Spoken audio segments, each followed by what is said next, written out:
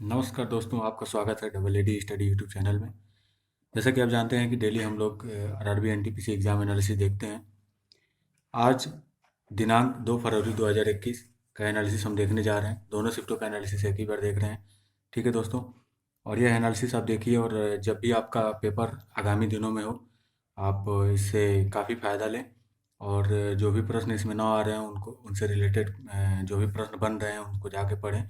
और जैसा कि बताया जा रहा है कि जैसे पेपर पहले आ रहा था वैसा ही पेपर अभी देखने को मिल रहा है। तो दोस्तों, अगर आपका भी आगामी दिनों में एग्ज़ाम है आरआरबी एनटीपीसी का, तो आप भी लग जाइए और थोड़ा बहुत जितना हो सकता है उतनी अपनी प्रिपरेशन कर लीजिए, ताकि 70 या 75 प्लस आपके नंबर पहुंच सकें। क्योंकि कट ऑफ 70-75 से कम नहीं बन सकती, क्योंकि पेपर जो आ रहा है रिपीटेड प्रश्न भी आ रहे हैं और थोड़ा सिंपल भी आ रहा है। ठीक है दोस्तों, मॉडरेट लेवल का पेपर आ रहा है, इसलिए 70 प्लस कट ऑफ जानी तो संभावित हो सकती है। इसलिए आप अपनी तरफ से जितना हो सके उतना मेहनत करें। और आइए हम लोग देखते हैं आज का प्रश्न क्या था। दोनों शिफ्टों का इसी में मिक्स है दोस्तों, तो आप दोनों शिफ्टों का एनालिसिस देख रहे हैं, ये बात ध्यान रखिएगा। पहला प्रश्न है कि ओएमआर में एम का मतलब। तो जो ओएमआर की फुल फॉर्म होती है उसमें एम का मतलब पूछा था, तो ओएमआर की फुल फॉर्म पहले आपको पता होनी चाहिए। तो एम ओएमआर की जो फुल फॉर्म होती है वो होती है आपकी optical mark reader. Optical mark reader, ठीक है दोस्तों। और इसमें आप देख रहे होंगे कि एम का मतलब क्या है, मार्क। ठीक है दोस्तों, तो ए एम आर में एम का मतलब मार्क। ठीक है दोस्तों, फिर आगे देखेंगे हम लोग फीफा 2018 कहाँ हुआ था। जो फीफा कप 2018 हुआ था, ये आपका हुआ था कहाँ पे, ये हुआ था आपका रूस में। ठीक है, और इसमें जो विजेता टीम थी, विनर विनर जो टीम थी, इसका नाम था फ्रांस। ठीक है दोस्तों, और जो उप विजेता थी वो क्रोएशिया। ठीक है, तो फीफा 2018 कहाँ हुआ था, रूस में। ठीक है दोस्तों, यह कौन सा संस्करण था, यह भी प्रश्न बन सकता है। तो यह जो संस्करण था वो एक 21वां संस्करण था। कौन सा, 21 संस्करण। ठीक है दोस्तों, फिर है भारतीय संविधान कितने दिन में बनकर तैयार हो गया था। जो भारतीय संविधान है, यह जो भारत का संविधान है, यह टोटल 2 वर्ष 11 माह 18 दिन में बनकर तैयार हो गया था। ठीक है दोस्तों, फिर है कि पीपीएम की फुल फॉर्म। ठीक है दोस्तों, तो जो पीपीएम की फुल फॉर्म होती है, इसे आप देख सकते हैं कि पार्ट्स पर मिलियन। ठीक है दोस्तों, पीपीएम की फुल फॉर्म पार्ट्स पर मिलियन होती है। ठीक है दोस्तों, फिर है कि उपाधियों का अंत किस आर्टिकल से संबंधित है। जो उपाधियों का अंत है भारतीय संविधान में, वो किस आर्टिकल से संबंधित है, ये पूछ रहा था। तो आप ध्यान दीजिएगा कि जो उपाधियों का अंत है, यह आर्टिकल आर्टिकल 18 में है। ठीक है दोस्तों, क्या, उपाधियों का अंत। ठीक है दोस्तों, जो समानता का अधिकार होता है 14 से 18, तो इसमें जो 18वां है आर्टिकल, उसमें क्या है, उपाधियों का अंत। ठीक है दोस्तों, फिर है जीपीएस की फुल फॉर्म। तो आप सभी लोग जानते होंगे कि जो जीपीएस की फुल फॉर्म होती है, यह होती है ग्लोबल। ये दोनों शिफ्टों का एक ही साथ है एनालिसिस, इसलिए आप ये ना सोचिएगा कि दो दो तीन तीन फुल फॉर्म कैसे पूछ लिया। पहले शिफ्ट में भी दो पूछा है और दूसरे वाले शिफ्ट में भी एक या दो पूछा है, तो आप इसे देख लीजिएगा। तो क्या होता है, global positioning global positioning system. ठीक है, ग्लोबल पोजिशनिंग सिस्टम किसका, जीपीएस की फुल फॉर्म होती है। ठीक है दोस्तों, फिर है आपका सत्यमेव जयते लिया गया है। ठीक है, तो जो सत्यमेव जयते लिया गया है वो कहाँ से लिया गया है, ये पूछ रहा है आपसे। तो जो सत्यमेव जयते लिया गया है, आप सभी लोग जानते होंगे कहाँ से लिया गया है, मुंडकोपनिषद। मुंडकोपनिषद से सत्यमेव जयते लिया गया है। ठीक है दोस्तों, फिर है अम्फान तूफान शुरू हुआ था। तो जो अम्फान तूफान है, अम्फान, ये शुरू हुआ था। तो ये देखिए, अम्फान तूफान जो आया था 2020 में आया था, मई 2020 में शुरू हुआ था। लेकिन अगर इसके बारे में और डिटेल आप जानना चाहें तो ये जान सकते हैं कि अम्फान तूफान साल 2004 में तैयार की गई तूफान की लिस्ट का आखिरी है। ठीक है दोस्तों, जो अम्फान तूफान है साल 2004 में एक तैयार की गई जो तूफान की लिस्ट थी, उसमें जो आखिरी नाम था, ये किसका था, अम्फान तूफान का था। ठीक है दोस्तों, और यह नाम जो है ये थाईलैंड देश ने दिया था। कौन, थाईलैंड देश ने। उस 2004 में थाईलैंड देश ने क्या किया था, इसका प्रस्ताव दिया था। ठीक है दोस्तों। फिर है कि पुलिस क्रांति कब हुई थी। तो जो पुलिस क्रांति हुई थी, देखिए दोस्तों, अब ये जो प्रश्न है, अब ये कंफर्म नहीं हो पाया गया था, इसे पुलिस क्रांति से रिलेटेड प्रश्न था, तो इसे आप एक बार देख लीजिएगा कि प्रश्न कंफर्म क्या था। ठीक है दोस्तों। वैसे हो सकता है कि सैनिक विद्रोह वगैरह से रिलेटेड प्रश्न हो, क्योंकि पुलिस क्रांति तो शायद आप क्या पता पढ़े हो तो बताइएगा। फिर है कि हार्नबिल किस राज्य का फेस्टिवल है। ठीक है। तो जो हार्नबिल फेस्टिवल है, यह नागालैंड नागालैंड राज्य का है। कहाँ का? नागालैंड राज्य का हार्नबिल फेस्टिवल। ठीक है दोस्तों। फिर है कि 2020 में नोबेल पुरस्कार दिया गया।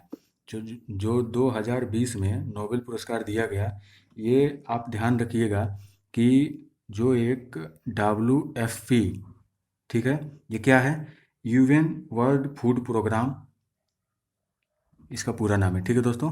World food programme. ठीक है दोस्तों। इसको दिया गया था 2020 में नोबेल पुरस्कार। ठीक है दोस्तों। तो ये ध्यान दीजिएगा आप। फिर है कि चंद्रगुप्त मौर्य के गुरु का नाम। तो जो चंद्रगुप्त मौर्य थे, उनके गुरु का नाम जो था, चाणक्य था। क्या? चाणक्य। ठीक है दोस्तों। चंद्रगुप्त मौर्य के गुरु का नाम चाणक्य। फिर है कि प्रिंटर की स्पीड किस में मापी जाती है। तो जो प्रिंटर की स्पीड मापी जाती है, यह मापी जाती है PPM। PPM मतलब पेज पर मिनट। क्या? पेज पर मिनट। ठीक है दोस्तों। पेज पर मिनट में मापी जाती है प्रिंटर की स्पीड। ठीक है दोस्तों। फिर है भूमि पर स्थित सबसे बड़ा जलप्रपात।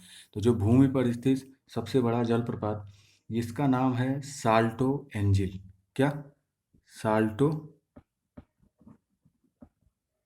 एंजिल। ठीक है दोस्तों। साल्टो एंजिल भूमि पर स्थित सबसे बड़ा जलप्रपात है। यह वेनेजुएला देश में स्थित है। किसमें? वेनेजुएला। ठीक है दोस्तों। फिर है कि विश्व की सबसे बड़ी नदी। तो आप सभी लोग जानते होंगे कि जो विश्व की सबसे बड़ी नदी है, उसका नाम क्या है? नील नदी। ठीक है दोस्तों। इसके बाद हम आगे देखते हैं। और दोस्तों, एक बात यह है कि जो स्टैटिक जीके होता है, उसकी ट्रिकी और कंसेप्चुअल मेथड के द्वारा अभिषेक सर की क्लास प्लेलिस्ट में आपको मिल जाएगी, तो वहाँ से आप जाके देख लीजिएगा। ठीक है दोस्तों। बहुत ही मज़ेदार तरीके से पढ़ा रहे हैं अभिषेक सर, तो उनकी क्लास आप जाके देख लीजिएगा। आपको डिस्क्रिप्शन में लिंक दे दिया जाएगा, वहाँ से जाके आप देख लीजिएगा। आप अगर क्लास को सिर्फ देख लेते हैं एक बार, तो पूरा जितने भी स्टैटिक जीके के पॉइंट हैं, सभी आपको क्लियर हो जाएंगे, और सभी ट्रिकी मेथड से हैं। ठीक है दोस्तों। तो आप प्ले लिस्ट में जाएंगे तो वहाँ पे आपको सभी क्लासेस उपलब्ध हैं, मिल जाएंगे वहाँ पे। ठीक है दोस्तों। और डेली का एनालिसिस देखने के लिए आप डेली इस टाइम पे देख सकते हैं। फिर है दोस्तों कि अनुच्छेद 243 संबंधित है। तो आप सभी लोग जानते होंगे कि जो अनुच्छेद 243 है, ये किससे संबंधित है? तो यह जो संबंधित है आपका, ये पंचायती राज से संबंधित है। किससे? पंचायती राज्य से संबंधित है। क्या? अनुच्छेद 243। ठीक है दोस्तों। फिर है इनपुट और आउटपुट डिवाइस से प्रश्न आया था। तो आपको पता होगा कि इनपुट और आउटपुट डिवाइस अभी तक कई शिफ्टों में आ चुका है, तो पीछे हम बता चुके हैं, वहाँ से आप देख लीजिएगा कि इनपुट डिवाइस क्या क्या होती है, माउस, कीबोर्ड वगैरह वगैरह, और जो आउटपुट डिवाइस होता है, ये क्या क्या होता है। ठीक है दोस्तों। फिर है कि विश्व के सबसे लंबे वृक्षों की प्रजाति से एक प्रश्न था, तो उसे आप देख लेंगे कि विश्व की सबसे लंबी वृक्षों की प्रजाति से प्रश्न क्या हो सकता है। वैसे हम आपको बता दें कि जो हाई पर्सन होता है, क्या? हाई पर्सन, ये एक यही है पौधा जो 2006 में खोज हुई थी इसकी। ठीक है। इस पेड़ की दुनिया की सबसे लंबा पेड़ इसको माना जाता है। क्या? दुनिया का सबसे लंबा पेड़ माना जाता है। ठीक है। 2006 में।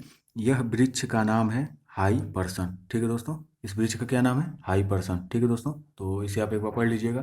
फिर है कि कांग्रेस का पहला अधिवेशन से प्रश्न था। तो आप सभी लोग जानते होंगे कि जो कांग्रेस का पहला अधिवेशन हुआ था, ये कब हुआ था? 1907 में। किस नाम से जाना जाता था? सूरत अधिवेशन। ठीक है। सूरत अधिवेशन 1905। क्वेश्चन कैसे भी पूछ सकता है कि पहला अधिवेशन किस सन में हुआ था, या सूरत अधिवेशन कब हुआ था। ठीक है दोस्तों। तो आप इसे ध्यान दीजिएगा। फिर है कि बाबर ने इब्राहिम लोदी को किस युद्ध में हराया। ठीक है। बाबर ने इब्राहिम लोदी को किस युद्ध में हराया। तो हम आपको बता दें कि जो पानीपत की 3 लड़ाइयाँ हुई हैं, जो पहली लड़ाई हुई थी कब? 21 अप्रैल 1526 में, जो पहली लड़ाई हुई थी, इसमें बाबर ने इब्राहिम लोदी को हराया था। ठीक है दोस्तों। कि आप ध्यान दीजिएगा। उसके बाद है कि नीति आयोग से प्रश्न था, तो नीति आयोग के बारे में आप पढ़ लीजिएगा एक बार। वैसे हम आपको नीति आयोग के बारे में थोड़ा सा बता देते हैं कि जो नीति आयोग के अध्यक्ष होते हैं वो वर्तमान प्रधानमंत्री होते हैं, वर्तमान प्रधानमंत्री होते हैं, और वर्तमान प्रधानमंत्री इस टाइम कौन है? मोदी जी हैं। ठीक है दोस्तों।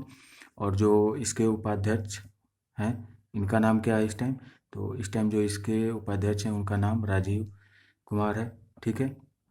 तो ये सब आप देख लीजिएगा एक बार। ठीक है। नीति आयोग को पहले किस नाम से जाना जाता था? योजना आयोग के नाम से जाना जाता था। और इसे भारत का थिंक टैंक भी कहा जाता है, नीति आयोग को। ठीक है दोस्तों।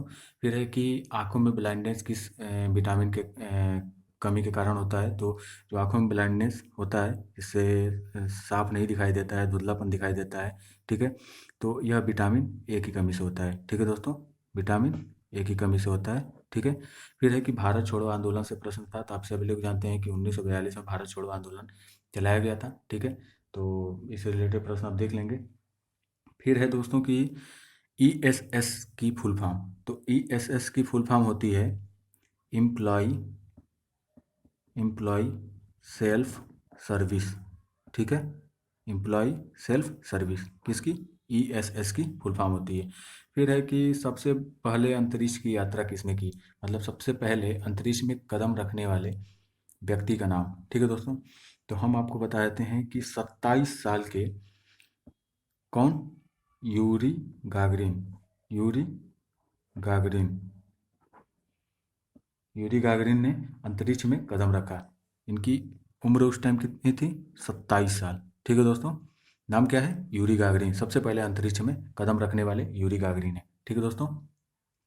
फिर है कि प्रधानमंत्री योजना के तहत छोटे कारोबारियों को कितना ऋण उपलब्ध कराया जाएगा? इससे रिलेटेड प्रश्न था।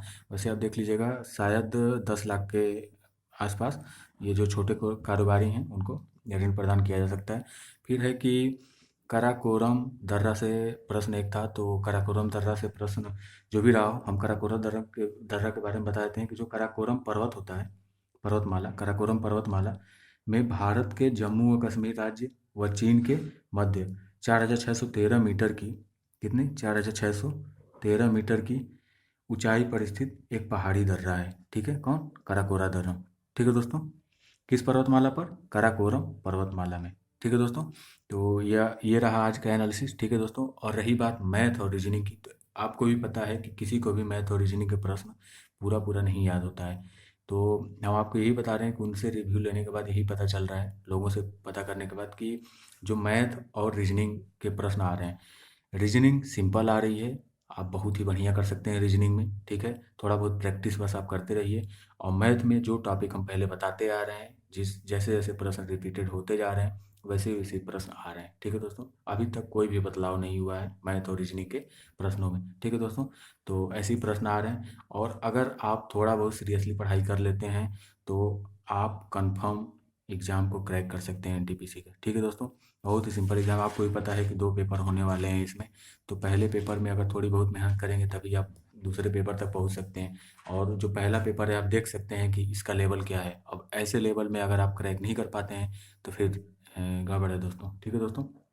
तो ठीक है दोस्तों, फिर मिलते हैं अगले दिन दोनों पेपर के एनालिसिस के साथ। जय हिंद, जय भारत दोस्तों।